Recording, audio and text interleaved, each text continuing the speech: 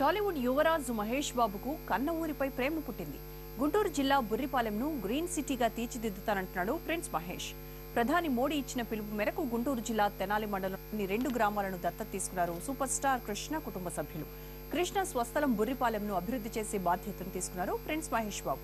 అదే మండలంలోని కంచర్లపాలెం గ్రామాన్ని అభివృద్ధి చేసేందుకు ముందుకొచ్చింది ప్రిన్స్ సోదరి పద్మ. తాము దత్తత తీసుకున్న 2 గ్రామాలను గ్రీన్ సిటీగా అభివృద్ధి చేస్తామన్నారు పద్మ భర్త గుంటూరు ఎంపీ గల్లా జయదేవ్.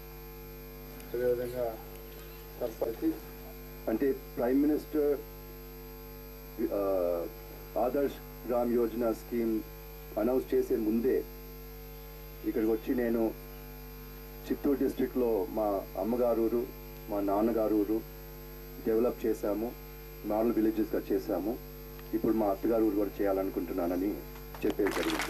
వెళ్ళి మావయ్యతో మహేష్తో మాట్లాడిన తర్వాత కొన్ని నిర్ణయాలు కొన్ని డిసిషన్స్ చేశాం మేము.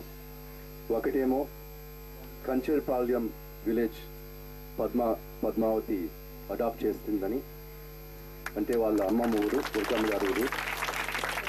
అట్లాగే మహేష్ బాబు బుర్రిపాలెంని అడాప్ట్ చేస్తారని కూడా ఒప్పుకున్నారు.